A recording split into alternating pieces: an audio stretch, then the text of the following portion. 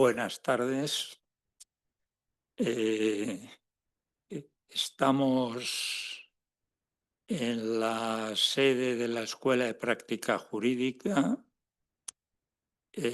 invitados por la escuela y al hilo de la próxima realización de un curso de especialización en el impuesto sobre sociedades con objeto de situar en contexto e introducir esta realidad fiscal. Eh, Puede que no sea el mejor día ni la mejor hora, pero el tema no pierde por ello ningún aspecto del interés que tiene. Los que llevamos mucho tiempo en esta cuestión, que es la aplicación de los tributos y el cumplimiento tributario, seguro que compartimos la observación del cambio que ha habido en la configuración de este impuesto y en su realidad desde hace 50 años, donde el impuesto de sociedades era una figura definida, previsible, abarcable y conocida, que definía en su ley una base imponible y fijaba un tipo de manera directa y sin preocupaciones de coherencia contable, y esa es nuestra reforma del año 1978 y del reglamento de 1982. Pero pronto, sin que pasara mucho tiempo, la regulación financiera y contable y la de la auditoría, por una parte, genera la preocupación de la coherencia entre la base imponible y el beneficio contable. Ya estamos metidos entonces en la reforma del 95 y todavía hasta aquí la realidad era abarcable. El problema es lo que ocurre luego como consecuencia de la globalización de la actividad empresarial, que acelera dos variables muy importantes: la eliminación de la doble imposición en el impuesto y el fenómeno de traslación de bases imponibles entre jurisdicciones fiscales mediante técnicas elusivas. Y ahí se meten en la vida del impuesto el modelo de convenio OCDE, por una parte, y el desarrollo de un programa de la OCDE que todos conocemos como BEPS, que entra de lleno en la modificación de la solución base imponible igual a beneficio contable más ajustes. Eh, el conflicto local da paso a un conflicto multinacional. Ya no es el contribuyente contra su Estado, sino ahora ya es Estado contra Estado y el contribuyente en medio. Eh, ¿Por qué se produce esto? Por la necesidad de defender la base imponible nacional, naturalmente.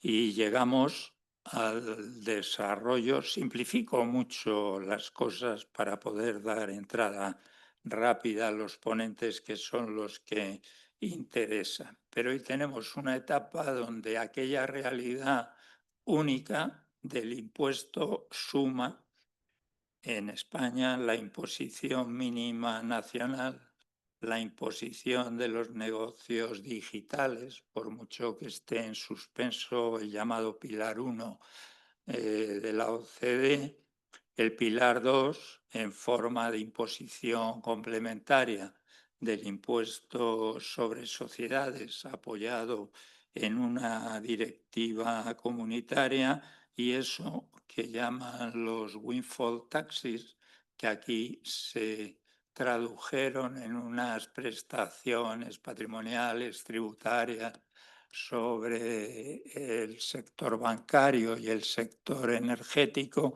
y que luego han dado lugar a ese impuesto sobre márgenes y comisiones que flota en el entorno también del impuesto de sociedades. Porque hoy mi análisis es que no hay impuestos de sociedades, hay impuestos sobre beneficios empresariales. Y se trata de ubicarlos de manera compatible unos con otros y de forma operativa para que la Administración tributaria pueda gestionarlos.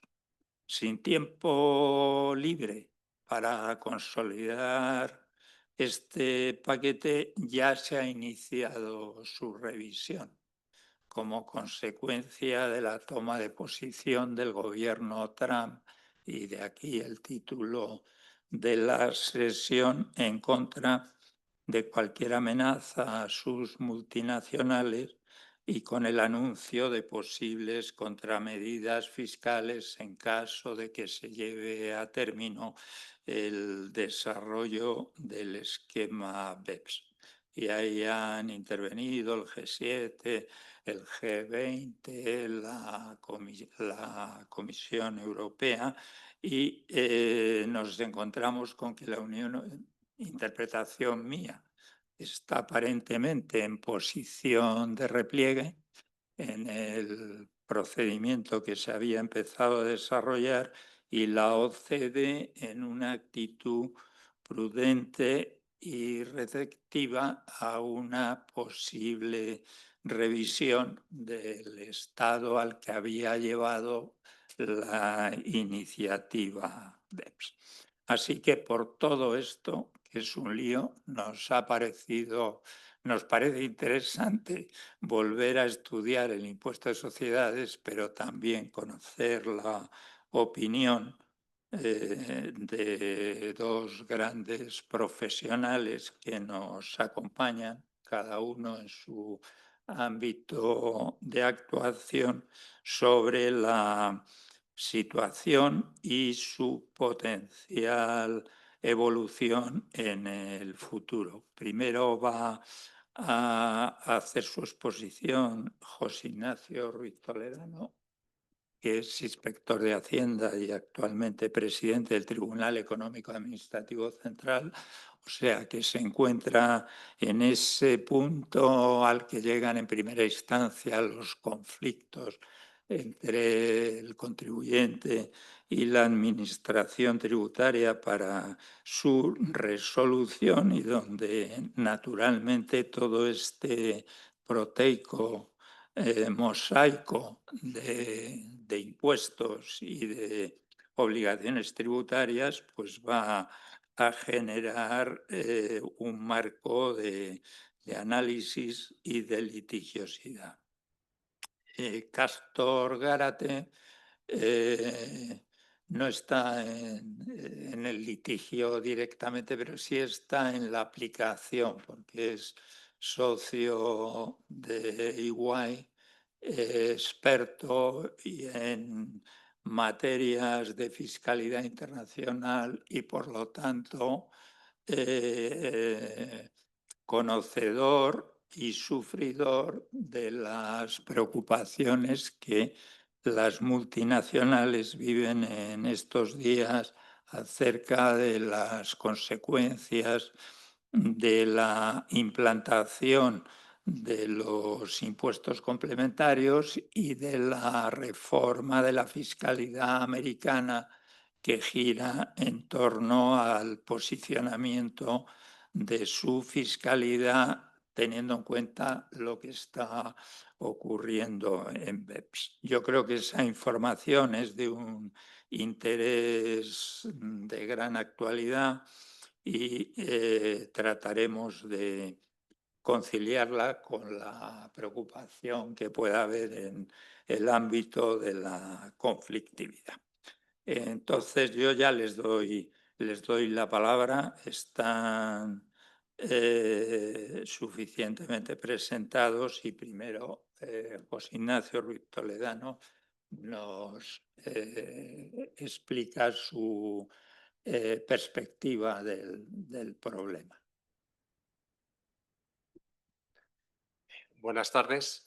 Lo primero que quería hacer es agradecer la invitación a la Escuela de Práctica Jurídica y a los organizadores, al moderador, por supuesto. Y lo que voy a exponer es una visión, unas reflexiones más bien, reflexiones de el impuesto sobre sociedades, sobre todo la perspectiva española, aunque la perspectiva internacional es fundamental y me referiré a ella.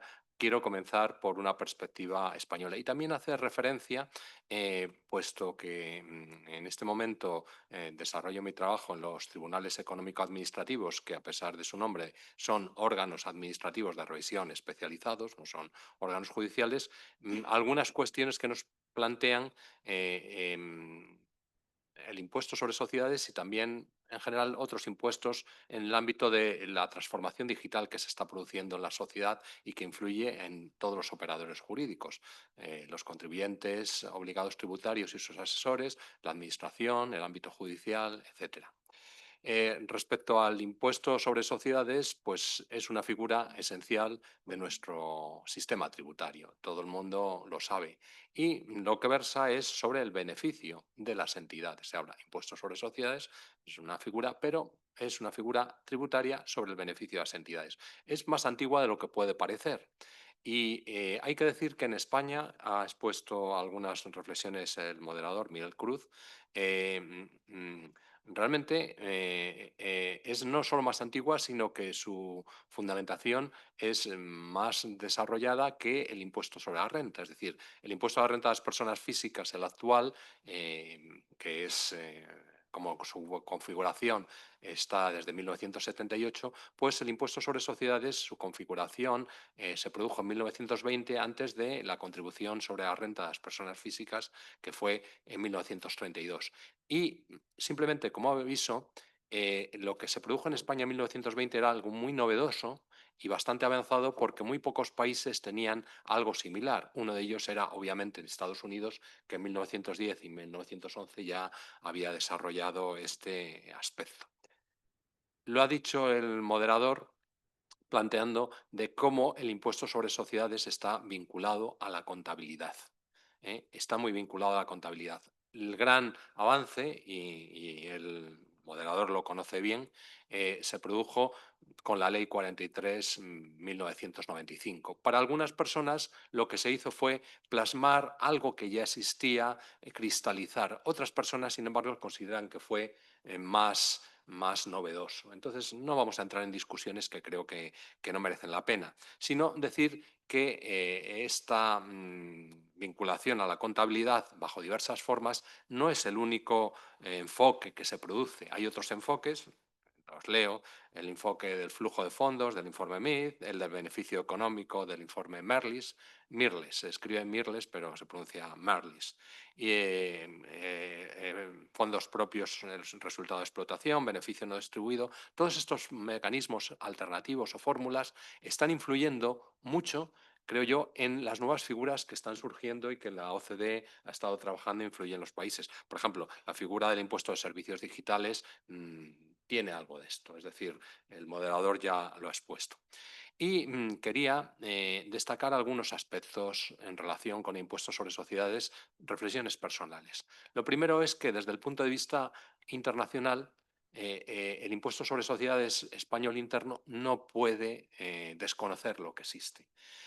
Hay dos influencias, una de ellas la ha contado el moderador, pero otra es la pertenencia de España a la Unión Europea. Hemos tenido directivas, al principio la directiva matriz filial, luego ha habido otras directivas, luego han ido por la figura antielusión, anti-ATAD, luego ahora mismo está en intercambio de información, pero ha llegado el punto Estas directivas se han plasmado también en otras fórmulas, recomendaciones. El Tribunal de Justicia de la Unión Europea ha dictado las sentencias que vinculan. España no podía estar ajeno a esta situación que afectaba a todos los países. Pero en los últimos años, y ya lleva tiempo, y el moderador, lo que ha hecho España, el legislador español, es mm, ver qué es lo que se estaba haciendo en la Unión Europea, y la Unión Europea estaba muy influida por el camino que estaba adoptando la OCDE. Y la OCDE lo que hizo es un cambio muy profundo de este aspecto. Castor lo contará seguramente con mucho más detalle. Lo ha dicho muy bien el moderador, los efectos de la globalización en finales del siglo XX, la crisis económica en 2008 han tenido una influencia tremenda. Y esto ha llevado a una serie de trabajos de la OCDE que luego se han plasmado en cuestiones que se han adaptado a nivel de la Unión Europea, y ya se ha olvidado lo que estudiábamos hace muchos años. Existía cada un impuesto en cada país, existía un modelo de convenio de doble imposición, se regulaba. No, esto cambiaba el paradigma. El paradigma cambiaba. Lo que pasa es que, como también ha dicho el moderador, el cambio de paradigma de repente se ha visto trastocado en los últimos momentos porque por la posición de Estados Unidos, que es un país esencial. Este punto es el impuesto sobre sociedades hoy en día, o las diversas figuras que se engloban, bien impuestos sobre sociedades o sobre los beneficios de las entidades diversas, no puede desconocer la realidad internacional. Nadie puede regular un impuesto de este tipo, digo, ningún país que se precie, sin tener en cuenta lo que está pasando en otros sitios. Con independencia de que España, al formar parte de la Unión Europea, tiene obviamente que hacer caso a las directivas y a los enfoques que se producen, o los compromisos intergubernamentales que se produzcan. El segundo aspecto, además del internacional, es algo que es evidente, pero es que es un impuesto, una figura que afecta a las grandes empresas. Y esto parece obvio, pero es que las grandes empresas son muy relevantes desde el punto de vista económico, relevantes. Pero además, al votante en todos los países de nuestro entorno, todas las democracias, le importa mucho qué ocurre con las grandes empresas. El votante medio es un votante que tributa por el IRPF y, sin embargo, está interesado en que las grandes empresas tributen. Entonces, esto, desde el punto de vista del votante y de los partidos que representan sus aspiraciones, es muy significativo. Pero, por otra parte, la Administración tributaria también ve que aquí hay una fuente de riqueza para sufragar los gastos, una fuente de riqueza importante. Y eso tiene influencia. No solo los votantes, sino las propias administraciones tributarias quieren obtener ingresos por parte de los entidades, grandes empresas, medianas empresas, etcétera. Algunos datos básicos, es decir, el impuesto sobre sociedades en España tiene una potencia recaudatoria importante, pero está muy lejos del IRPF y del impuesto sobre el valor añadido. Los datos del 2024, que son los últimos que tenemos, eran casi 300.000 millones de euros que se obtenían. Es una cifra muy importante, 300.000 millones de euros de impuestos estatales. Pues el IRPF eran casi 130.000, no llegaba. El IVA eran 90.000 y el impuesto sobre sociedades 49.000. No es nada despreciable. Es decir, estamos diciendo que el impuesto sobre sociedades es un poco menos de un tercio del IRPF, que es un impuesto muy potente, pero que es la mitad del impuesto sobre el valor añadido. Esto es España, pero si lo miramos a nivel internacional, hay un consenso, yo creo que desde hace años, que está en torno al 2 o 3% del PIB, del Producto Interno Bruto. Ha habido veces en que eso ha sido mayor. Por ejemplo, antes de la crisis económica en España, por la construcción, por beneficios extraordinarios, el impuesto sobre sociedades era muy potente recaudatoriamente, 4%. Luego ha sido menos potente. ¿Por qué? Porque había bases imponibles negativas de la situación de la crisis económica, pero sigue siendo un elemento muy significativo. Entonces, el aspecto internacional, el aspecto del interés que tiene desde el punto de vista de los propios ciudadanos votantes, de la administración tributaria que quiere conseguir ingresos para sufragar los gastos, sus aspectos recaudatorios, que no podemos olvidar que en el ámbito tributario lo que se trata es de conseguir ingresos de la forma más justa posible y con las normas más adecuadas posibles, lo cual no siempre es fácil ni en España ni en otros países. Y luego también quería hacer referencia, aunque fuera mínima, a que es muy importante tener una buena coordinación entre el impuesto sobre sociedades y el impuesto sobre la renta de las personas físicas.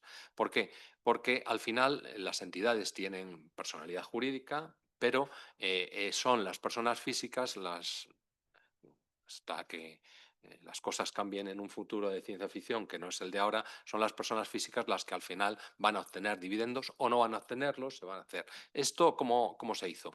Los impuestos que se establecieron en 1978, la ley 4478 de IRPF, la ley 6178 del impuesto sobre sociedades, lo que estaba pensando es transparencia fiscal en determinados ámbitos. Pero esto tuvo un recorrido. La ley 46-2002 suprimió la transparencia fiscal internacional, lo que creó fue un régimen de entidades patrimoniales, pero esta ha sido derogada por la ley 35-2006, que es la actual ley de IRPF.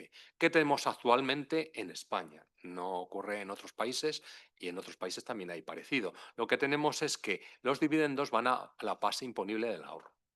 Y esto no es extraño, esto, la propia exposición de motivos que lo implantaba, esta dualidad, se refería a que existía jurisprudencia y que en los países nórdicos existía un sistema dual y que la jurisprudencia comunitaria iba en este camino, por eso se adoptó. O sea, tenemos, pero no hay que olvidar que no solo el impuesto sobre sociedades está solo, sino que está en una relación con el IRPF y que los dos deben estar coordinados. Por supuesto, hay muchísimas otras cuestiones del ámbito del impuesto sobre sociedades en las que no puedo entrar porque no se trata de contar ni la base, ni el tipo, ni las diversas normas. Simplemente quiero recordar que, por ejemplo, el libro blanco del 2022, que es el último, pues señala una serie de cuestiones interesantes en las que no voy a entrar. Esto es una reflexión muy básica de impuestos sobre sociedades para que sirva de pórtico. Alguna parte ya ha sido enfocada por el moderador, pero lo siguiente que quería referirme es a la transformación digital. Y alguien puede preguntarse, ¿qué tiene que ver la transformación digital con impuestos sobre sociedades? Lo voy a contar y sobre todo voy a contar cómo se está produciendo transformación digital en los tribunales económico-administrativos, porque yo creo que puede resultar interesante no solo a efectos de impuestos sobre sociedades, sino a efectos de los diversos tributos y el impuesto sobre sociedades, por supuesto. Transformación digital. Pues lo que se produce es un gran desarrollo de las tecnologías digitales. Han tenido numerosos nombres. Yo a principios de año estaba escribiendo sobre una cosa y encontré un libro de cuando yo tenía 12 o 14 años que me compré, un libro que era así, no era pequeñito, no era de bolsillo, un poquito más grande, que se llamaba Autómatos inteligentes, escrito por un alemán, con unas fotos preciosas de ordenadores maravillosos que ahora mismo están totalmente obsoletos y no valen para nada. Cualquier persona que tenga un móvil es mucho más potente que había. Antes se llamaba autómatas inteligentes, ahora llamamos nuevas tecnologías, tecnologías TIC, le podemos llamar como lo queramos, pero lo cierto es que estamos, yo no diría, hay quien dice que es una cuarta revolución o quinta, etcétera, yo diría que es una enorme transformación y importantísima, que afecta a múltiples aspectos. Por ejemplo, las comunicaciones. Ahora en vez de comunicaciones se habla de conectividad.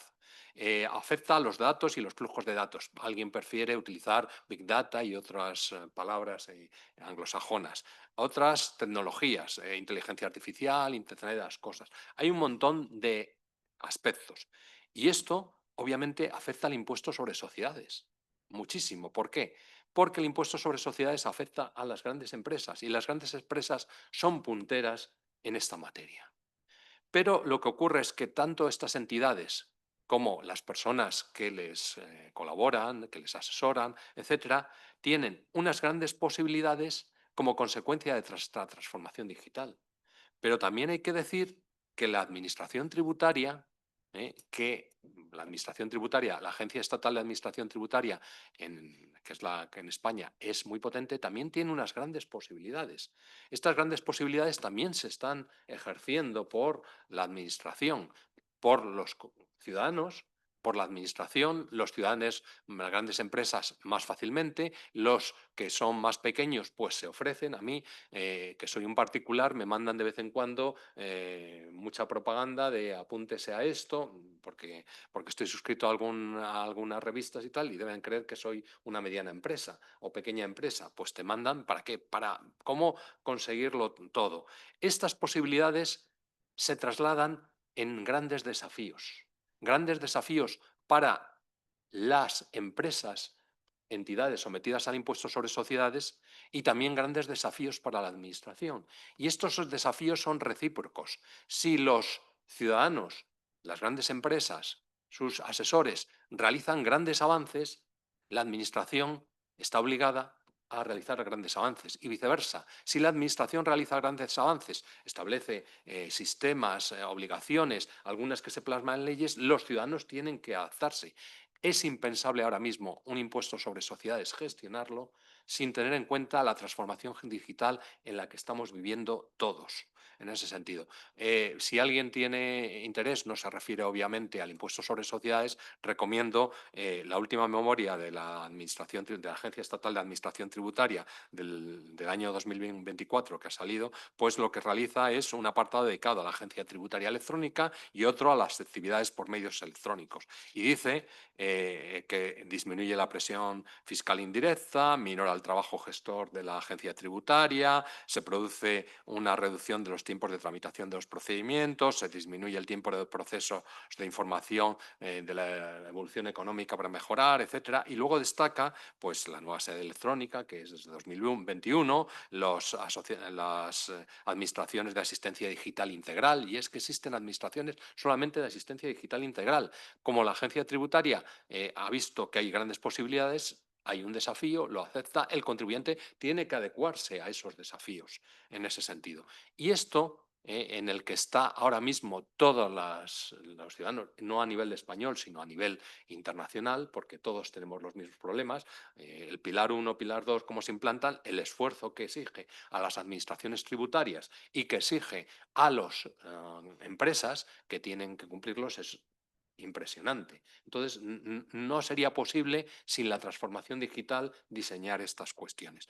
Pero lo que yo voy a hacer es algo más modesto, teniendo en cuenta que estoy ahora al frente del Tribunal Económico Administrativo Central y los tribunales económico-administrativos, quería hacer una breve referencia a la evolución digital que se está produciendo en los últimos años, que no es muy conocida, pero que es muy importante. ¿Por qué? Porque sin ella no podríamos responder de forma adecuada a los desafíos que plantea la Administración tributaria encargada de la aplicación de los tributos, los ciudadanos que cumplen sus obligaciones tributarias.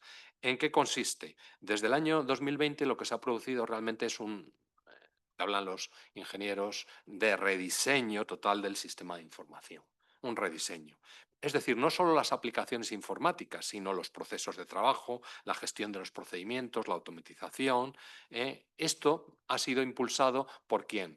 Por la Secretaría de Estado de Hacienda, porque los tribunales económico-administrativos y la agencia tributaria están en el ámbito de la Secretaría del Estado de Hacienda, y se ha producido un aprovechamiento de las ventajas de todos los órganos. La Agencia Estatal de Administración Tributaria es una organización puntera, no a nivel español, sino a nivel internacional, pues no tiene lógica que otros órganos de la Administración, Dirección General de Tributos, tribunales económico-administrativos, no la aprovechen. Tengo que destacar que la separación de datos y accesos es total. Nadie de la agencia tributaria puede ver lo que hacen otros órganos, ni nadie de otros órganos puede ver, la agencia tributaria, ver lo que hacen los tribunales, ni viceversa. Lo digo porque a veces existen, de la misma manera que cuando utilizamos Windows no van a filtrar nuestros datos ni hacer nada, pues entre las administraciones tributarias hay una separación total. Los beneficios de este proceso, que es un proceso largo y que lleva varios años, son enormes. La relación con los ciudadanos, con las entidades, La sede electrónica va a permitir un montón más de posibilidades. Poner puesta de manifiesto electrónica, los cotejos, el acceso a las notificaciones, es decir, muchas cosas que ya se entienden, que todo el mundo que colabora con la agencia tributaria puede hacer, pues lo va a poder hacer también en este ámbito.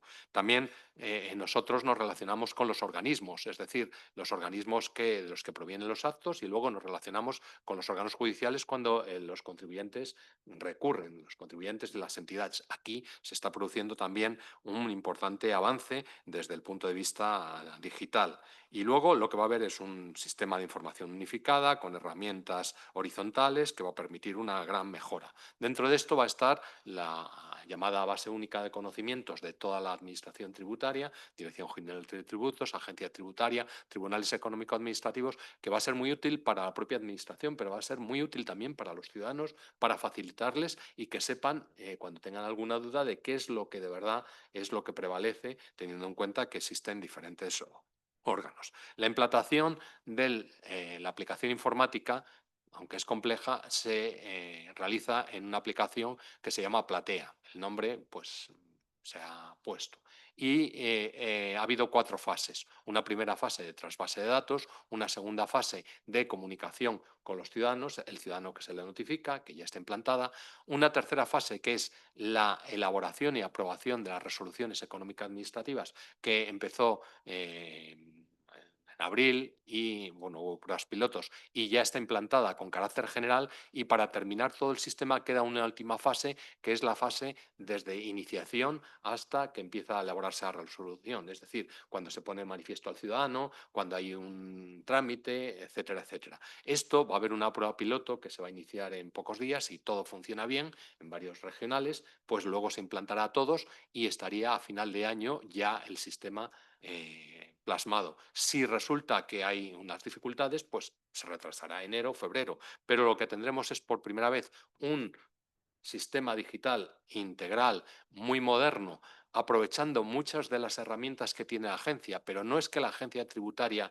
entre en los tribunales, sino hay cuestiones, por ejemplo, en los apoderamientos. Los ciudadanos a veces dicen, ¿y por qué yo, que tengo estas facilidades con la agencia tributaria, no los tengo con los tribunales económico-administrativos? Pues eso se va a poder hacer. El envío de SMS, el envío de emails, etcétera. Un montón de herramientas de ese tipo. En cualquier caso, esto es, como dicen los especialistas, una gran reingeniería de procesos y tiene unas grandes ventajas con una seguridad muy alta. Y además que progresivamente se va a seguir produciendo. Es decir, esto no es un producto terminado que compras a la empresa más grande, sino que va a ir evolucionando poco a poco y de forma razonable. Es decir, habrá una versión 2 en abril, luego una versión 3 en septiembre, e irán mejorando con las ventajas y con los defectos que se aprecien. Si los ciudadanos aprecian, las grandes empresas ven problemas, pues lo contarán.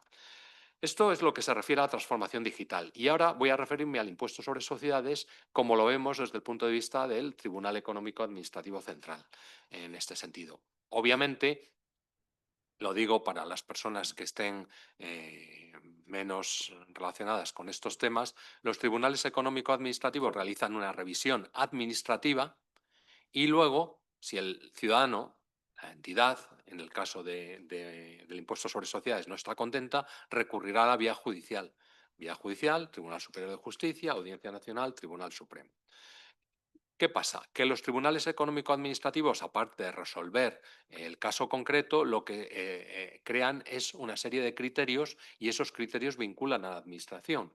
Y lo que voy a distinguir es la doctrina propiamente dicha, que es la que vincula a la administración, que está formada por doctrina reiterada, es decir, 2 resoluciones que dicen lo mismo sobre un tema, por ejemplo, de impuestos sobre sociedades, de resoluciones que basta una porque son unificación de criterio a base de un recurso del director o a base de que el propio Tribunal Económico Administrativo, en un tema que ha existido discrepancias entre tribunales regionales, saque una resolución. Y finalmente existe un mecanismo de unificación de doctrina regulado legalmente, pero que solo ha habido una resolución y no está funcionando en la práctica.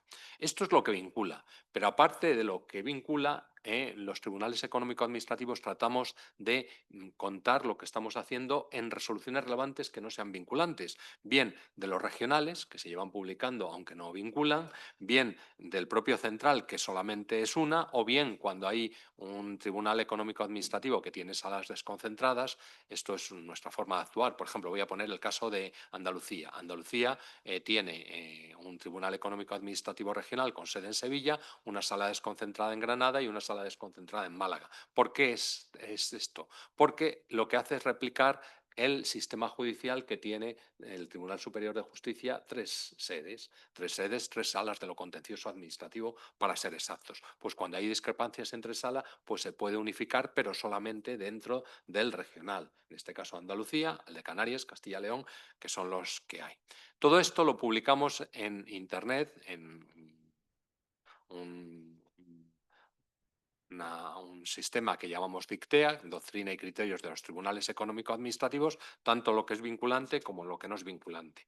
Y en el impuesto sobre sociedades, en los últimos años, pues hemos dictado pues, muchas resoluciones que son interesantes y que pueden resultar bastante señaladas. No es mi misión contarlas porque yo creo que esto sería más de un curso, pero yo lo que recomiendo es las de unificación de criterio, que basta una sola resolución. Simplemente cito tres de las últimas. Resolución de 24 de julio del 2023, entidades de nueva creación que realicen actividades económicas y el tipo de gravamen del 15% del artículo 29.1. ¿Cuándo se aplica? Pues el Tribunal Central ha dicho en el primer periodo impositivo en que la base imponible resulte positiva y en el periodo impositivo siguiente. Se aclara. Luego, la vía judicial, el Supremo, el Constitucional, quien sea, el TJUE, pues dirá lo que tenga que decir. Una segunda es la discusión entre devoluciones derivadas de la normativa de tributos y devoluciones de ingresos indebidos. Estoy hablando de la resolución de unificación de criterio de 19 de noviembre del 2024, cuando se solicita una rectificación de autoliquidaciones de, por ejemplo, la deducción por investigación y desarrollo del artículo 35. Lo que viene a decir es que cuando se conceda la rectificación hasta alcanzar el máximo legal, el Tribunal Central considera que no tiene la calificación de ingreso indebido, sino de devolución derivada de la normativa del tributo. Esta es la resolución que he dicho, de 19 de noviembre de 2024, el recurso es 5.412 del 2023. Y luego, finalmente, por citar una más reciente todavía, de 25 de febrero del 2025, recurso 7.833-2023, sobre operaciones vinculadas, en caso de que exista doble vinculación. Doble vinculación es que hay una persona física socio y mayoritario y además administrador, que presta servicios a una entidad intermedia. Y esa entidad intermedia presta servicios a otra sociedad, también puede ser vinculada, o a una sociedad ajena. Entonces, la agencia tributaria aplica el régimen de operaciones vinculadas y el método del coste incrementado. Y el Tribunal Económico Administrativo Central lo que ha venido a decir es que eso solo puede hacerse en determinados casos. Por ejemplo, estará correctamente utilizado el método del coste incrementado para valorar el servicio prestado por la persona física cuando la sociedad intermedia aporte escaso valor añadido, siempre que los ingresos de la sociedad intermedia procedentes de vinculados y terceros sean tomados como un dato no cuestionado por la inspección y el comparable sea un margen sobre el coste de producción. Y aquí se aclara que para que esto sea un dato requiere que la agencia tributaria, cuando haya dictado el acto de liquidación, haya dicho que es operación vinculada y no haya regularizado esa cantidad. Estos son tres unificaciones de criterio. Existen múltiples resoluciones de otros muchos temas. Son muy llamativas últimamente las resoluciones que están sobre el régimen FEAC, el régimen de fusiones, decisiones de activos, aportaciones y canje de valores, que esta requeriría pues otra, otra exposición total con expertos, y creo que en este ámbito pues se va a hacer una de ellas por especialistas, porque va a ser. Y lo que quiero simplemente terminar, porque creo que me estoy extendiendo demasiado, es que hay muchos temas relevantes sobre impuestos sobre sociedades que estamos tratando. Y lo que ocurre en la vía económica administrativa es que estamos, por una parte, la agencia tributaria ha dictado los actos, pero por otra parte está la Audiencia Nacional, el Tribunal Supremo, Tribunal Constitucional o el TJUE, que han dicho lo que tenían que decir y tenemos que adaptarlos. Por ejemplo, en ayudas del Estado, sobre el Fondo de Comercio Financiero. Hay una reciente sentencia del TJUE de 26 de junio del 2025 sobre la tercera decisión. No voy a explicarlo, pero nosotros obviamente lo que estamos examinando es la confianza legítima, hasta qué punto afecta o no afecta. Esto es una cuestión que estamos tratando y que saldrá o está saliendo dentro de poco, saldrá dentro de poco. Temas de inconstitucionalidad. El Tribunal Constitucional se ha pronunciado en muchos casos. El Real Decreto Ley 3/2016, la sentencia de 18 de enero del 2024, ya se acuerdan, el límite de compensación de bases imponibles negativas, deducción por doble imposición, y cuando se determine un importe a devolver, lo que estamos haciendo obviamente es cumplir, como no podía ser de otra manera, lo que dice el Tribunal Constitucional, y estimar en parte para que la agencia tributaria determine el importe de la devolución. Pero luego nos están alegando inconstitucionalidad, por ejemplo, el pago fraccionado mínimo, alegando que se ha admitido por el Tribunal Constitucional, pero todavía no se ha resuelto. Y luego hay casos como, por ejemplo, la reducción de la exención de dividendos del 95% por gastos de gestión de las participaciones, que se está alegando, pero el Tribunal Constitucional ni siquiera lo ha admitido. En ese sentido, nosotros no podemos evaluar, sino con muchas limitaciones, la inconstitucionalidad. La inconstitucionalidad propiamente dicha la tiene que evaluar el Constitucional, sin perjuicio de que tengamos que dictar resoluciones administrativas adecuadas a la Constitución, que es otra cosa. Y en las deducciones también podría referirme el Tribunal Supremo en la deducción por I más D más I, el sentencia del Tribunal Supremo de 8 de octubre del 2024, pues se ha referido en un recurso al tema. Pues nosotros lo que hemos dicho en este sentido, siguiendo al Tribunal Supremo, es obviamente que los informes, no los de la agencia tributaria, sino del órgano correspondiente, vinculan en la calificación. Pero lo que hemos dicho es que vinculan la calificación, pero del año 2015 en adelante no vinculan en cuanto a la cuantía, porque entendemos que el Tribunal Supremo eso no lo ha vedado. Hay otras muchas deducciones, por ejemplo, las deducciones de I más D más I también a través de agrupaciones de interés económica, que hay simulaciones, las deducciones del cine a través también de agrupaciones de interés económica, que la Audiencia Nacional se ha pronunciado. Es decir, hay un montón de temas de enorme interés que estamos resolviendo y que luego la jurisdicción contenciosa administrativa pues dirá: hemos acertado o nos hemos equivocado. Cuando nos lo digan que nos hemos equivocado, lo que haremos es ajustarnos a esa línea. Y esperando no haberme ido demasiado de tiempo, pues doy muchísimo las gracias por esto, por esta reflexión muy breve sobre el impuesto sobre sociedades y cómo los tribunales económico-administrativos estamos respondiendo a los desafíos, sobre todo internos. ¿Por qué? Porque el aspecto internacional, pues mi compañero de mesa, pues puede exponerlo mucho mejor que yo. Muchísimas gracias. Pues nada, muchas gracias, José Ignacio. Añado un dato para subrayar la importancia de lo que tenéis que resolver. Y es que el impuesto de sociedades, grosso modo, según mis últimas informaciones, es un impuesto de 700.000 sujetos pasivos, pero de 60.000 contribuyentes. Quiero decir que la recaudación se juega en un marco subjetivo muy reducido respecto al total de contribuyentes, y eso convierte los litigios o las discrepancias en cuantitativamente muy significativas o muy importantes desde el punto de vista del contribuyente y desde el punto de vista de la administración tributaria, porque hablamos de grandes conglomerados empresariales. Bueno, Castor, tienes la palabra. Bueno, pues muchas buenas tardes a todos. Muchas gracias. Por primero, agradecer a la Escuela de Práctica Jurídica por la invitación, Miguel por la introducción, y un placer, José Ignacio, compartir mesa contigo.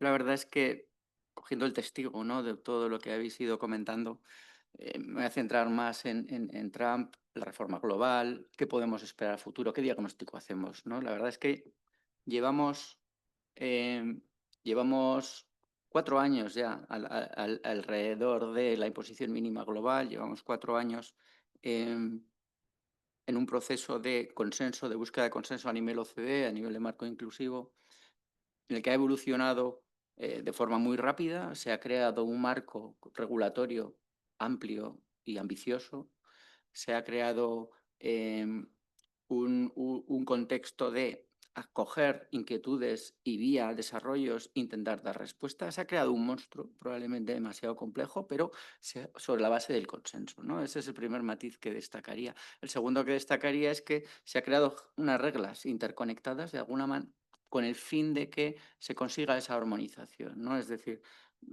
buscamos ese impuesto mínimo global alrededor de una filosofía de si un país no lo aprueba, otro lo va a recaudar, ¿no? Con lo cual se busca esa motivación por parte de las jurisdicciones y los estados de ir buscando esa homogeneidad, ¿no?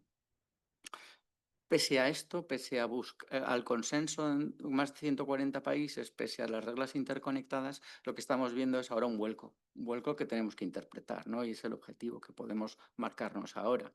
Un vuelco de Estados Unidos, precisamente el precursor, que lo veremos ahora un poco más en detalle, ¿no? Al margen de que también estas reglas interconectadas no han tenido mucho éxito con otras grandes potencias como India o China, que tampoco lo han adoptado, ¿no? Con lo cual tenemos un contexto de que Estados Unidos ahora desata, sale del acuerdo, pero no solo sale del acuerdo, sino amenaza con medidas retaliatorias, ¿no? Entonces, la verdad es que dentro de ese proceso iniciado hace 4 años en el que tenemos una actividad muy amplia, esta situación motivada por Estados Unidos, ¿qué ha pasado? ¿Por qué se ha producido todo esto, ¿no? ¿Por qué ahora Estados Unidos está dando este giro tan radical en su actitud cuando él lo motivó, el inicio de lo que está ocurriendo, ¿no? Y encima apuesta, encima amenaza, ¿no? Estás incumpliendo, estás amenazando mi soberanía tributaria, ¿no? Y eso es lo que vamos a tratar de entrar, ¿no? Agradezco mucho, José Ignacio, tu visión inicial, ¿no? Un poco de cuáles son los elementos esenciales del impuesto sobre sociedades, porque quizás esta disyuntiva, esta situación, habrá que analizarla desde principios configuradores del IS, teniendo en cuenta esa paradoja fundamental, ¿no? Que es que el impuesto sobre sociedades, como impuesto que es, tiene que sufragar el gasto público, pero a la vez genera distorsiones económicas, ¿no? Y de ahí vamos a ir tirando el hilo, ¿no? Entonces, para analizar esto, yo creo que un poco, lo hablabas, Miguel, al principio, ¿cuál es el detonante de cambios relevantes en los últimos años alrededor del mundo fiscal que vivimos nosotros, ¿no? Pues probablemente es la globalización, ¿no? A través de la globalización lo que se produce es, se transforma la economía y se facilita el comercio. Se facilita el comercio y la inversión transfronteriza, ¿no? Esos son grandes elementos, multitud de transacciones internacionales, flujos enormes de movimientos económicos, y esto deja a la luz, evidencia las debilidades del sistema, ¿no?, fiscal internacional, ¿no? Tenemos falta de coordinación en legislación entre estados, estándares fiscales distintos, y teníamos también en ese movimiento de globalización poca o ninguna comunicación e intercambio de información entre estados, ¿no? Un caldo de cultivo bastante interesante, ¿no? ¿Qué es lo que ocurre después y qué podemos encontrar como patrones comunes desde el comienzo de evolución de la globalización? Yo creo que parecía una bajada de tipos impositivos a nivel global generalizada. Esto es una armonización como la que estábamos buscando, la que hemos vivido desde el año 80 hasta el año 24.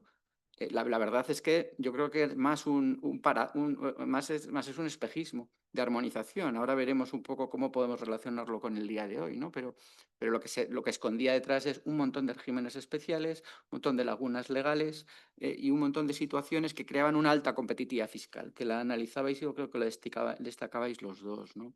Tenemos esa alta competitividad entre estados en la que el factor fiscal gana gran relevancia para la ubicación de inversiones, ¿no? Y entonces vemos un vuelco, una amenaza al sistema tributario, ¿no? a la estabilidad del sistema tributario, ¿no? Entonces, en ese contexto, como decíais también, nace el proyecto BEPS. Y el proyecto BEPS lo que busca es, oye, mediante una actitud más quirúrgica, 15 iniciativas que se implementan a través de medidas unilaterales por los países, ¿no? Luego tenemos también cierto soft law dependiente de la OCDE y subjetividad que ha dado, pues también las medidas unilaterales quizá han ayudado mucho, ahora veremos los efectos, y la subjetividad pues ha creado cierta conflictividad, ¿no?, y cierta inseguridad jurídica, pero ese es el camino que estaba recorriendo, una inestabilidad, factor fiscal muy relevante para inversiones, nace el proyecto BEPS, ¿no? Y aquí ya empezamos a hablar de Estados Unidos. Entonces, Estados Unidos, ¿cómo lee este partido? ¿Qué es lo que está pasando en Estados Unidos con esta globalización? Participa, obviamente, en el proyecto BEPS de la OCDE de forma activa. ¿Y cómo está leyendo? Pues claro, Estados Unidos en ese momento era un país de tipo muy alto, ¿no? Y con unas empresas muy dinámicas y administraciones también muy dinámicas, ¿no? Con eso, ¿qué estaba pasando? Una gran deslocalización, tanto de inversiones como de reservas y capitales en el exterior de Estados Unidos, ¿no? Y toda esta situación llega Trump en el 2017 y la considera inaceptable desde el punto de vista y surge la mayor transformación fiscal en el reciente en Estados Unidos, ¿no? Una transformación fiscal muy profunda, con una política fiscal y con unos objetivos muy claros de ganar competitividad, ¿no? Y aquí este es un poco el hilo que voy a seguir, ¿no? Porque al final lo que vemos es que, ¿cuál era el problema? La deslocalización de activos, deslocalización de personal, deslocalización de reservas. ¿Cuál es la respuesta? Pues una respuesta muy enérgica por parte del Congreso americano, ¿no? Y primero, una rebaja radical de impuestos, tanto a nivel de individuos como de empresas, individuos sobre todo rentas altas en ese momento, empresas con la bajada histórica al 21%, del 35% al 21%, histórica rebaja de impuestos en los Estados Unidos. Con ese recorte de impuestos, con esa idea de ir trayendo, hacer atractivo el modelo americano, pero desde un punto de vista internacional busca más. Dice, con eso me voy a motivar adecuadamente a que las empresas traigan los capitales y las actividades económicas. Faltaban cosas, ¿no? Estados Unidos siempre era un país que no había régimen territorial, ¿no? Era renta mundial y deducción de impuesto extranjero, ¿no? Entonces, claro, la repatriación de reservas generaba un coste adicional, ¿no? Entonces, claro, ahí se plantea el famoso guilty, ¿no? Ahí es un poco, vamos a establecer un régimen de imputación directa de gran parte de la renta exterior en los Estados Unidos, de tal manera que la deslocalización tenga poco interés, ¿no? Ese era el objetivo del guilty, ¿no? Entonces tenemos ahí ese y luego un participation exemption para lo que quede, ¿no? O sea, de tal manera que la repatriación de capitales esté exento y se motive esa repatriación de rentas hacia territorio americano, ¿no? O sea, de alguna manera, como veis, ¿cómo puedo combatir eso, ¿no? Y de un punto de vista de política fiscal, el Congreso americano no se anda con tonterías, inmediatamente define qué tiene que hacer y por qué, ¿no? Y lo define y lo hace. Entonces, teníamos esos elementos fundamentales de ese régimen territorial híbrido con un guilty capaz de atraer tributación a los Estados Unidos, desmotivando la deslocalización, ¿no? Y luego medidas de protección de base imponible americana, ¿no? A través del BIT, no deducibilidad y fomento de la atracción, una vez más, a través de FDII, de exportación de transacciones, ¿no? Entonces, lo que vemos es un modelo a través de la reforma del 2017 con un objetivo muy claro de ganar competitividad internacional y atraer y atraer inversión, la inversión extranjera que tenían las empresas americanas, ¿no? Claro, aquí lo que tenemos es una actitud americana y un BEPS 1 en paralelo, ¿no? Estamos hablando de 2015 informes, 2017-18 sale la reforma americana. ¿Y qué es lo que se generó? Pues se genera por parte de las iniciativas BEPS. En 2018 la OCDE ya estimaba 93.000 millones de recaudación adicional ligadas a las iniciativas BEPS, ¿no? Y sí estamos viendo y vimos claramente un cambio de comportamiento de las grandes multinacionales y abandonando determinadas prácticas, ¿no? De participar en países con cero tributación, transacciones con productos híbridos. Hay determinadas actividades que se dejan, ¿no? Y por tanto BEPS 1 captura y desde ese fin de erosión de bases imponibles, de evitarlas, se consigue en gran medida y es un avance relevante, ¿no? ¿Qué es lo que no se consigue, ¿no? Precisamente la acción 1 era la digitalización de la economía, ¿no? O sea, estamos hablando de modelos digitales que altamente exportables y con gran movilidad de personas y de activos, tanto tangibles como intangibles. Activos intangibles, sobre todo los más valiosos, con gran movilidad y gran capacidad de operar en un mercado sin presencia física, ¿no? Lo cual conllevaba la necesidad de hacer una reflexión de cómo dar respuesta a esa situación, ¿no? Entonces lo que tenemos es, oye, surgen el pilar 1 y el pilar 2 de la OCDE a través de ese acuerdo histórico de octubre del 21, en el que el pilar 1 se define, ¿no? Esa idea de ir a alocar una parte de la renta en las jurisdicciones mercado independientemente del nexo de presencia física que pudiera existir, ¿no? Y se define un pilar 2 también, ¿no? Un pilar 2 en octubre del 21, pero que ya se había fraguando en los primeros blueprints en la presidencia de Trump. 2018 ya está, 2021 ya estamos con Biden, 2020 todavía estaba Trump y es cuando se empieza a gestar la imposición mínima global en el ámbito OCDE, ¿no? ¿Y qué es lo que ocurre? Claro, si a través de regímenes de imputación de alta transparencia, como el GILTI, el subparef americano que ya existía, se hace otra cuestión, que es una imposición mínima en cada una de las jurisdicciones, es un elemento añadido de motivador adicional, de no deslocalizar actividades porque ya tienes un floor de tributación y encima yo te estoy estableciendo estos regímenes de transparencia, ¿no? La idea era, bueno, esto es a más, sobre lo que ya estaba buscando Trump en la reforma del 18. Con lo cual, ahí se comienza. Y era muy coherente con la reforma americana inicial del 18, ¿no? Entonces, era algo que tenía mucho sentido que se pusiera así, ¿no? Bueno, le interesaba a Estados Unidos realizar ese movimiento, ¿no? Con lo cual, como veis, de esos desequilibrios nace el proyecto BEPS. Tenemos la primera reacción sólida del Congreso americano, primera reacción del Congreso republicano en este recorrido que vamos a hacer en los próximos minutos, y ya se empieza a consolidar y se crea el interés. Y la lógica es la que os estaba comentando. Interesa a Estados Unidos, tiene muy claro sus fines de política fiscal y ganar competitividad y va a por ello. Y lo define de esa manera. Y ya estamos con el octubre del 21, con un inicio en Estados Unidos participa y es instigador del propio impuesto mínimo, incluso en la presidencia de Trump.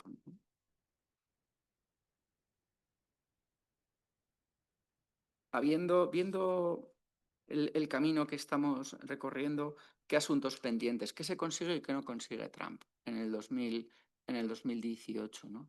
¿Qué consigue? Había un elemento adicional en la reforma Trump que era una bonificación, una tributación reducida a la repatriación de capitales en ese momento, sin integrar al diferencial de tipo nominal americano, ¿no? Entonces, eso conlleva una subida de reservas, una oportunidad, aprovechar esa oportunidad para una gran subida de reservas, con lo cual se repatrian capitales, pero no se atrae la actividad económica, no cumple los objetivos, porque eso es más complejo, ¿no? El impuesto sobre sociedades tiene un papel, tiene una relevancia, pero el movimiento de la actividad económica, salvo que haya diferencias que hemos visto muy distorsionadoras, que tampoco era el plan americano hacer grandes revoluciones de esa perspectiva, por tanto ahí había algo que hacer, ¿no? Ahí tenemos ese onshoring industrial requiere, por eso ahora vemos mensajes más populistas, vemos mucha guerra de tarifas, hay que tener algo más, tiene que haber, pero el objetivo de Trump sigue siendo el mismo, sigue siendo atraer esa actividad económica a los Estados Unidos y generar riqueza en su país, ¿no?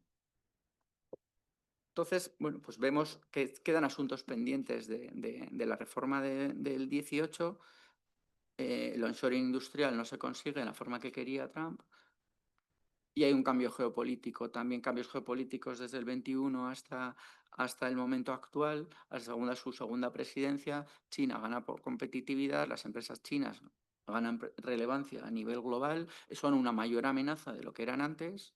Tenemos todo el tema de la guerra de Rusia, una geopolítica, un ambiente hostil, ¿no? Entonces, ¿qué es entre lo que no he conseguido, entre la nueva situación geopolítica, surge otra vez la necesidad de impulsar la competitividad en Estados Unidos, ¿no? Y en ese contexto surge la OBBA americana, es decir, la nueva iniciativa legislativa en Estados Unidos, la reciente, la actual, en la que el objetivo es, una vez más, es ganar competitividad, ¿no? y seguir. Vamos a verlo ahora un poco más en detalle, pero es muy continuista con la Tax Cuts and Jobs Act, ¿no? con la reforma americana inicial, ¿no? Los objetivos, ¿cuáles son, no? ¿Cuáles son los objetivos centrales de la reforma americana de Trump actual en el 25? Primero, hacer permanentes las ayudas fiscales, ¿no? Aquí Trump se lo ha jugado. Su gran el gran reto que tenía era que las ayudas fiscales a los hogares y a las rentas que se produjo en su primer mandato, que expiraban ahora, era conseguir su continuidad, porque ahí se juega las siguientes midterms y las elecciones siguientes, la continuidad en el gobierno americano, ¿no? Entonces, pero es una gran inversión, son trillions de coste fiscal, la ley de reconciliación, y conseguir que eso avance era un reto muy grande, ¿no? Necesitaba muchas más cosas, necesitaba presentar esto como un gran elemento de competitividad, ¿no? Entonces, se introducen elementos adicionales, que revitalizar la inversión proinversión en Estados Unidos alrededor de todas las amortizaciones aceleradas, revitalizar todo lo que había expirado ya, el millado expensing de todo el I+D. Bueno, medidas muy exitosas y muy notorias en los Estados Unidos conllevaban, una vez más, intentar ganar competitividad y atraer actividad económica a los Estados Unidos, ¿no? Por tanto, también pues, se ha vuelto también a cambiar y mejorar la deducibilidad de la carga financiera, por ejemplo, sobre el ratio de EBITDA, ¿no? Eso era un poco un cambio también reclamado, y ya volvemos a mejorar el ratio de deducibilidad de carga financiera en Estados Unidos como también elemento crítico para atraer inversión extranjera, un régimen eficiente de deducibilidad de carga financiera, ¿no? Con lo cual, como veis, tenemos recuperar las ayudas, mantener los hogares, mantener la competitividad, que siga siendo un país atractivo desde el punto de vista de las ayudas ya concedidas. Volvemos a meter ayudas a la inversión corporativa, y luego también, pues como decía, no es suficiente, también ha sido más populista.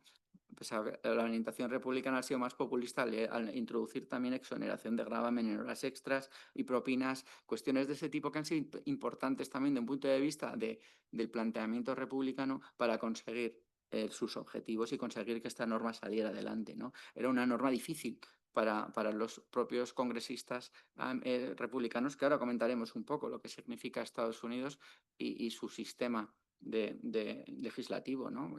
Que aquí estamos hablando mucho de Trump, pero Trump llega hasta donde llega en sus capacidades regulatorias, ¿no? Es el presidente, pero el Congreso tiene vida propia, tiene doctrina propia y tiene mucha capacidad, y ahora volveremos a este punto un poco más, ¿no?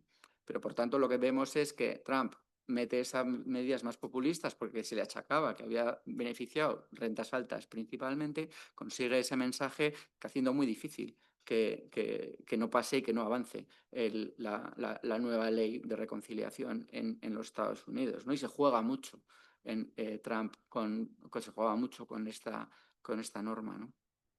Y luego, por otro lado, también pues, tenía que ir a ofrecer, porque sabéis que la ley de reconciliación es una ley presupuestaria. Tienes que regular gastos y tienes que regular ingresos, ¿no?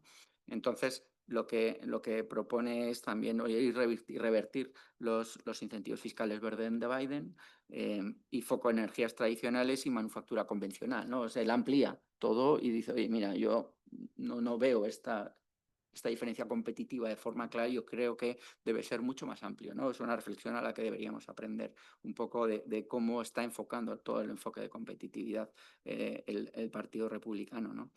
Con lo cual, si queréis un poco viendo estas reformas, lo que vemos es que se consolida la idea de mantener impuestos bajos en empresas e individuos, impulsa el crecimiento económico y la competitividad, ¿no? Que es la doctrina de supply side clásica que tiene el Congreso republicano desde Reagan, ¿no? Eso es lo que tiene. Con lo cual no estamos hablando de un capricho de Trump, estamos hablando de una doctrina muy consolidada del Congreso americano, del Congreso republicano, alrededor de cómo debo reaccionar ante momentos de amenaza y momentos en los que si tengo que ganar competitividad y voy a echar el resto, ¿no? Porque aquí estoy diciendo que está alineado con la doctrina clásica desde Reagan del Congreso republicano, pero sí se desvía de la doctrina y la preocupación que tenían todos los congresistas republicanos también del nivel de deuda que se va a incrementar en los Estados Unidos actualmente, ¿no? Con lo cual sí se ha conseguido, alrededor de todas estas medidas, que esto es otra vez un Tax and Jobs Act, una inyección de tesorería brutal financiada con deuda. Esa es la realidad, ¿no?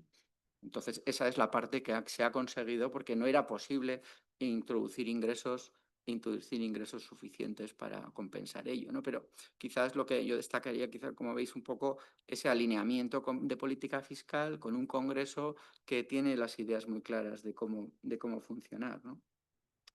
Entonces, luego hay más puntos de reforma que ya si queréis, lo podemos ir ligando con el statement del G7 y con qué es lo que está ocurriendo y qué es lo que va a ocurrir a futuro, ¿no?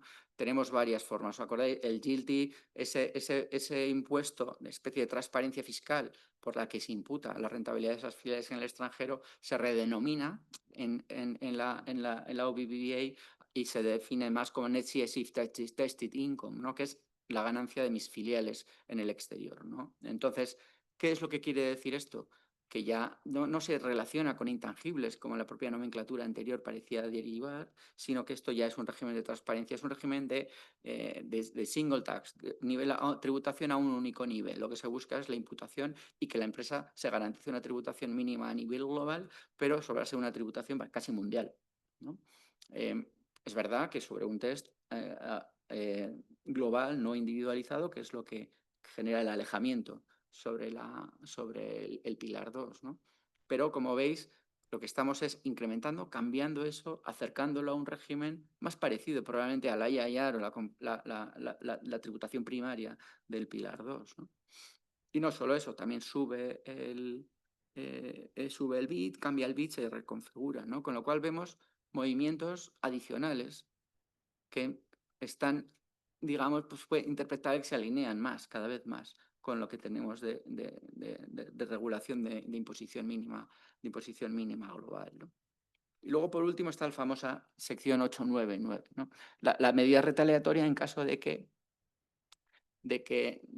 se interpretaba por parte del Congreso americano que en caso de que cualquier país apruebe el Pilar 2, estás introduciendo medidas discriminatorias y extraterritoriales contra las empresas americanas, ¿no? Y eso es inaceptable.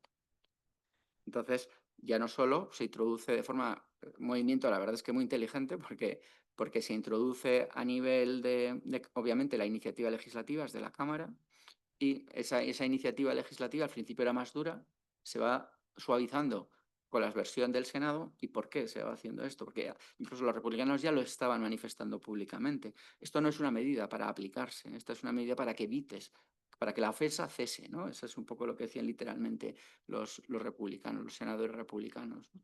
Con lo cual, al final lo que vemos es que se introduce esa amenaza, ya se empezaba a negociar lo que es el actual statement del G7, se va reduciendo la importancia y cuando se llega a un acuerdo con el G7 sale de la ley de reconciliación. Habiendo reducido, porque como sabéis la sección 899, las medidas retaliatorias consistían en tipos impositivos adicionales a la presencia en Estados Unidos a través de estación permanente, pagos de servicios hacia el exterior. Por tanto, era una fiscalidad muy gravosa para las grandes multinacionales que operan en Estados Unidos, europeas principalmente, ¿no? Entonces era una gran amenaza la que se plasmaba ahí.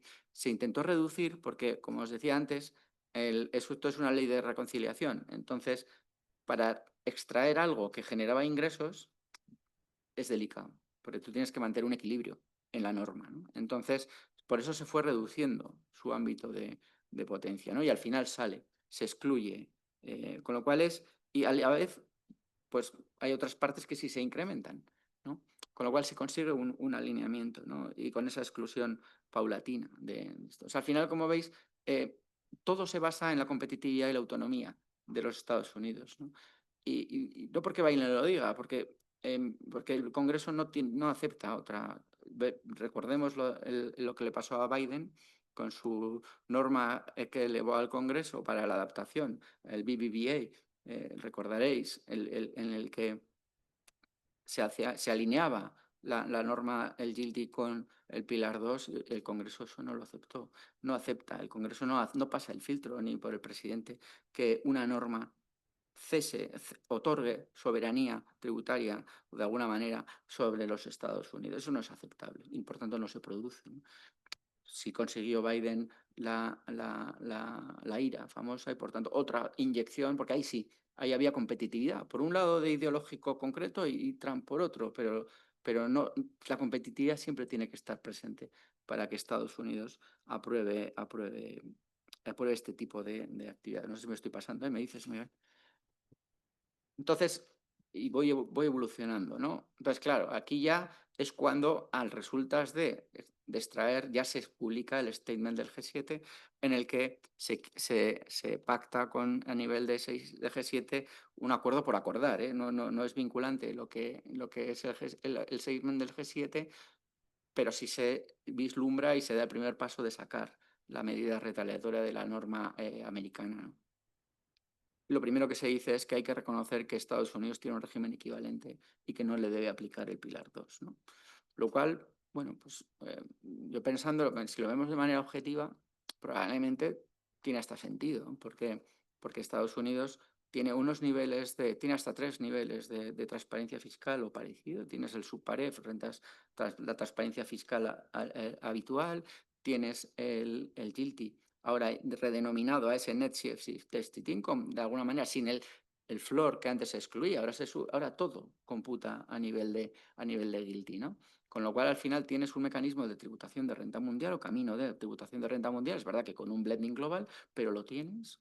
Luego el CAMP, que eso sí que lo aprobó Biden y eso se ha mantenido. Pues es all tax is a good tax, ¿no? Que se dice en Estados Unidos, con lo cual no sale de la ley, a través de la ley de reconciliación de Trump ese impuesto, pero vuelve a ser otro impuesto mínimo que del 15% en los Estados Unidos, ¿no?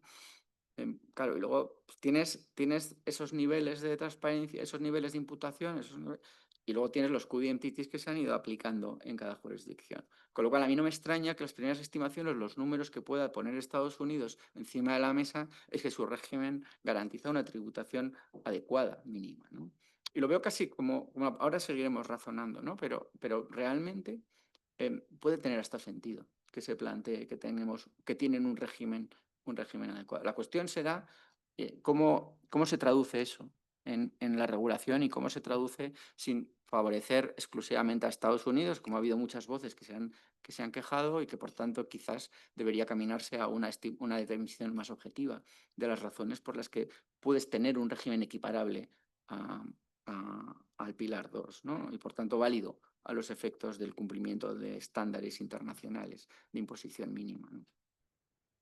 Por tanto, el tributación conllevaría que las multinacionales que tienen cabecera, las multinacionales americanas, es decir, con cabecera americana, no les afectara ni un IIR ni un UTPR en ninguna jurisdicción, es decir, que no le afectara ninguna de las reglas de imputación a nivel de matriz, principal o intermedia, sobre todo las intermedias era lo que más preocupaba, una matriz intermedia europea, pero que no le aplique la imposición mínima a ningún nivel de su estructura, ¿no? Y eso parece que, bueno, pues eso generaba algunas dudas al principio con respecto a las intermedias, pero yo creo que queda claro que con una exclusión de IIR y UTPR amplia se podría exonerar de pago de impuestos a las matrices americanas, ¿no? Pero claro, no solo eso les preocupa a los americanos, ¿no? Tampoco quieren, y también es un ataque a su soberanía fiscal, que las filiales de un grupo multinacional español que opera en Estados Unidos no se beneficie o que el beneficio económico que otorgan las autoridades lo recaude la administración española, ¿no?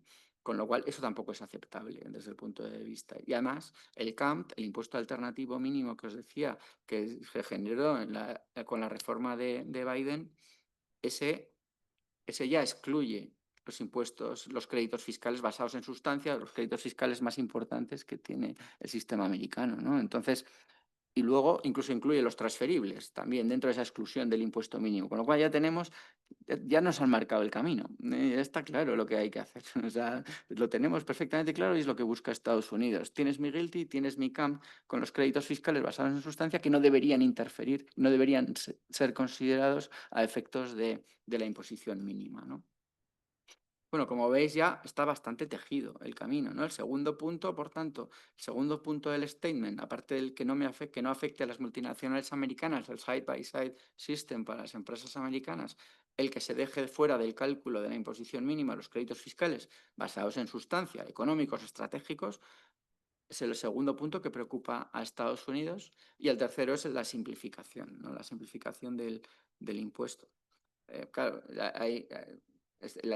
tiene un coste de cumplimiento de este impuesto enorme, enorme para las multinacionales, y de control tributario para las administraciones igual de grande. La digitalización de la administración tributaria seguro que ayuda, y la administración tributaria española es puntera en desarrollo tecnológico, como otras. pero el coste de control es muy alto y cuando las expectativas de recaudación son bajas, ¿no?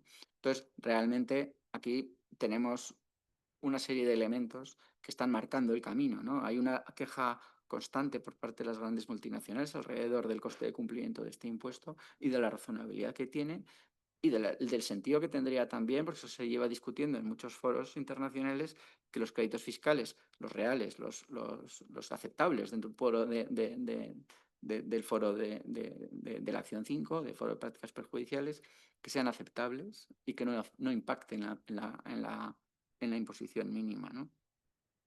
Bueno, con lo cual al final tenemos eh, un esquema de futuro incierto con este statement, ¿no?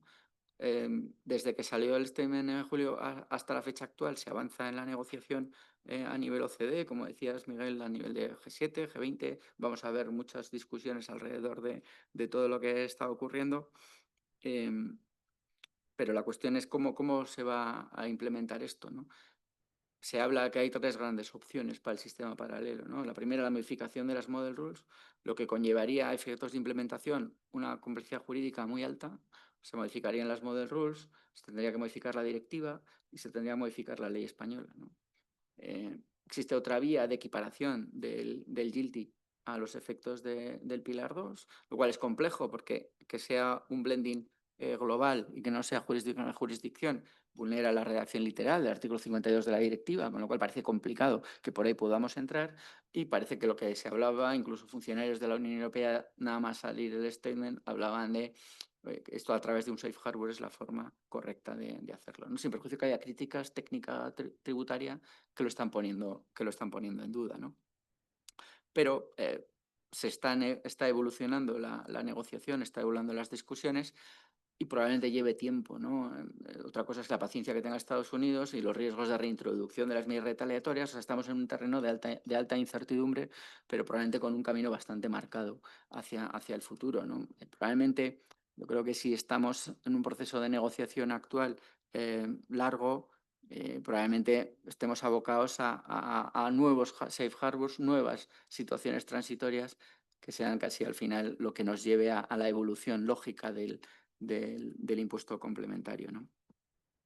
Con lo cual, como veis, tenemos como elementos importantes la reacción de Trump, la reacción del Partido Republicano, la nueva ley de reconciliación, muy continuista y alineada con los objetivos de política fiscal del Congreso americano, y tenemos modificaciones adicionales de su regulación que conllevan que quizás desde un punto de vista económico tenga sentido la creación o el no generar costes de cumplimiento teniendo ese tipo de normativa, ¿no? Y probablemente tenga sentido empezar a pensar que el Pilar 2 tiene que evolucionar, ¿no?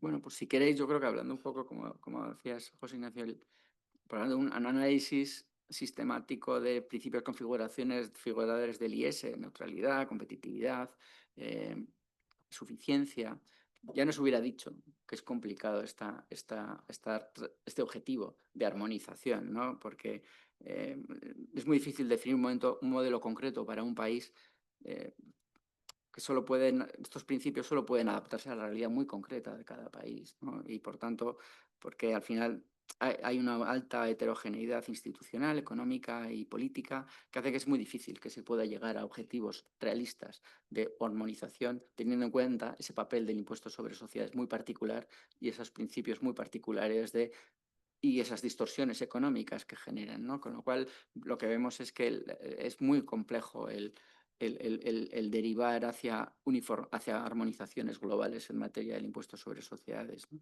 Probablemente hemos vivido el sueño de la OCDE de ser un gran regulador global, que probablemente decae actualmente de forma muy sustancial y probablemente veamos más una OCDE que vuelva a su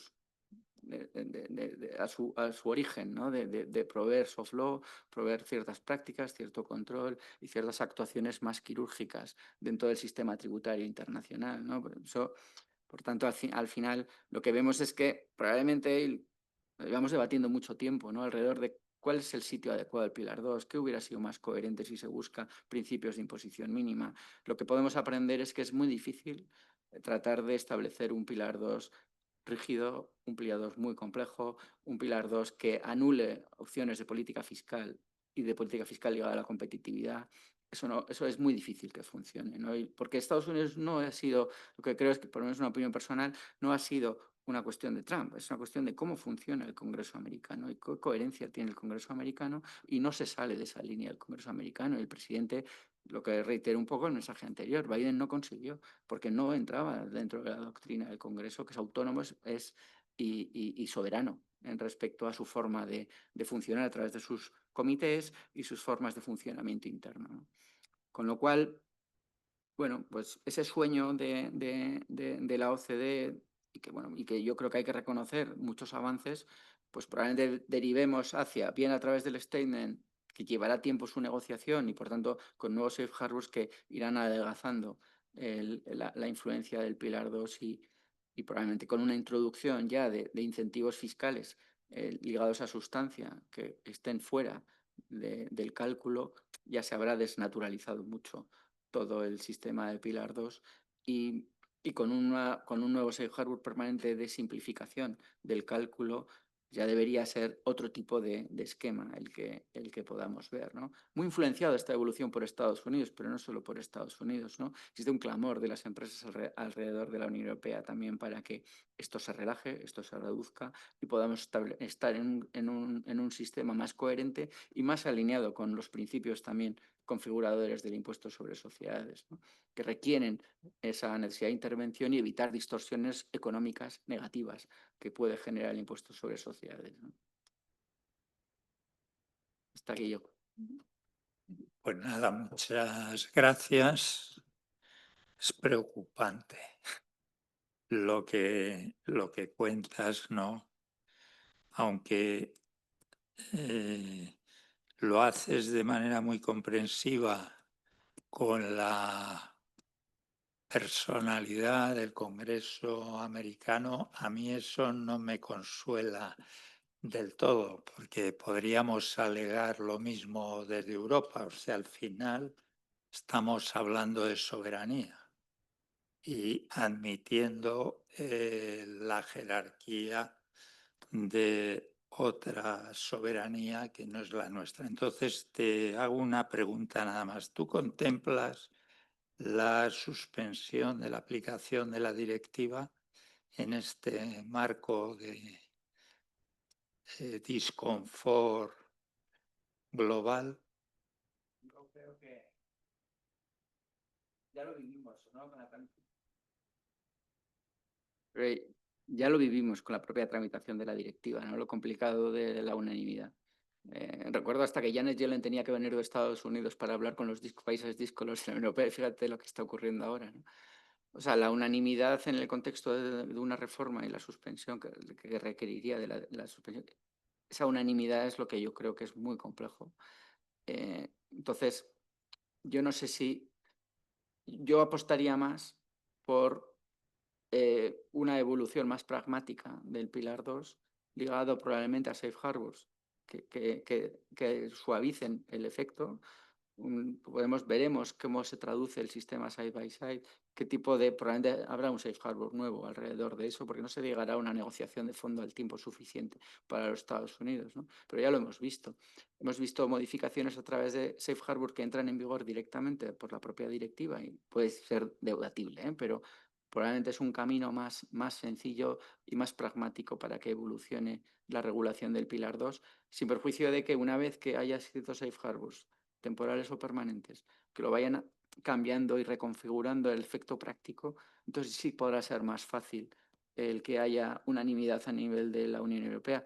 Ahora mismo veo difícil la unanimidad. Es verdad que la postura de Alemania se ha flexibilizado un poco, pero existen siempre dificultades, ¿no? Que ahí, pues bueno, lamentablemente no tenemos la facilidad de toma de decisión que tiene el Congreso americano y aquí, pues en materia tributaria, pues tenemos problemas para eso, ¿no? Con lo cual, yo apostaría más por medidas más pragmáticas que la suspensión, que acaben ocurriendo medidas más pragmáticas que la suspensión, al menos en el corto.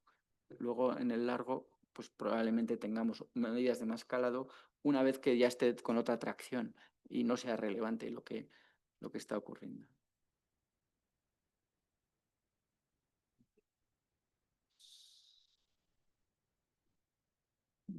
En este escenario invasivo de soberanía, le quería preguntar a José Ignacio, desde su papel de juzgador, ¿cómo valora las referencias que hay en la ley del impuesto complementario a la aplicación cuasi indirecta de criterios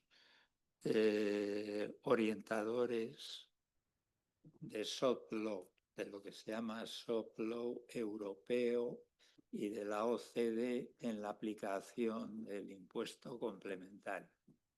Eso os puede complicar. Es que es muy complicado. Bueno, vamos a ver, voy a decir una cosa primero. Nosotros tenemos un sistema que es un sistema de derecho continental, que es el que estamos acostumbrados. Y es el que estamos de tradición muy larga. Lo que pasa es que lo que yo estoy viendo es que cada vez más la influencia de Estados Unidos no se produce solo, como bien ha dicho Castor en este punto, sino la influencia de Estados Unidos y su forma de legislar y de aplicar la normativa, de interpretar, de juzgar, está influyendo notablemente pues, en el TJUE. No solamente influye en el TJUE el estilo anglosajón, sino el estilo alemán, etcétera, etcétera, y nos estamos separando. Nosotros somos un órgano administrativo y como órgano administrativo no es que estemos más limitados. Lo que pasa es que lo que vemos es las normas las vemos desde una perspectiva más tradicional continental. El Supremo está en algunos casos yendo más allá y quizás ese es el camino en el que vamos a tener que adoptar todos los operadores jurídicos. Pero el Supremo, el Tribunal Jurídico, todo esto de acudir a los principios del derecho siempre ha existido, pero en el ámbito de la administración tributaria nos cuesta más el acudir al soft law. Obviamente, en el ámbito de, por ejemplo, los convenios de doble imposición, el modelo de convenio de la OCDE, pues estamos trabajando, nos estamos adaptando, pero es más fácil que eso lo haga, no sé si con esto responde a la pregunta, es más fácil que lo haga el Tribunal Supremo o la Audiencia Nacional, que van por este camino, que lo hagamos nosotros, porque nosotros estamos más acostumbrados a una forma de trabajar más tradicional. No porque no sepamos, a ver si me explico, nosotros sabemos que tenemos que aplicar la Constitución e interpretar el ordenamiento de acuerdo con la Constitución. Tenemos que interpretar el ordenamiento, el impuesto sobre sociedades, de acuerdo con las directivas. El Tribunal Económico Administrativo Central, en algún caso, ha aplicado alguna jurisprudencia del Tribunal de Justicia de la Unión Europea, pero nos cuesta más porque es un salto más complejo. Entonces, vamos a ir por esa línea, pero yo creo que no es solamente los tribunales económico-administrativos, es que está permeando desde el TJUE al Tribunal Supremo, Tribunal Constitucional, tribunales contenciosos y al final nos va a hacer a todos. Pero creo que tardaremos más. Nosotros hemos aplicado directivas, es decir, esto no es de ahora, es desde hace muchos años en el IVA, obviamente, pero también en impuestos sobre sociedades, lo cual la gente no lo conoce. Se ha aplicado, si había una sentencia que se aplicaba, por ejemplo, a Polonia de una norma, pues aquí en España se ha aplicado. Pero es más difícil, es más seguro que eso lo aplique la jurisdicción contenciosa administrativa. ¿De acuerdo? Bien, yo creo que no tenemos preguntas de los participantes. no tenemos preguntas, ¿no? Muy bien, pues nada, yo creo, no os torturo más. Os agradezco mucho vuestra participación. Lo que habéis puesto encima de la mesa es sumamente interesante. Creo que habrá que pensar sobre ello. Muchas gracias y nos volveremos a ver cualquier día. Muchísimas gracias.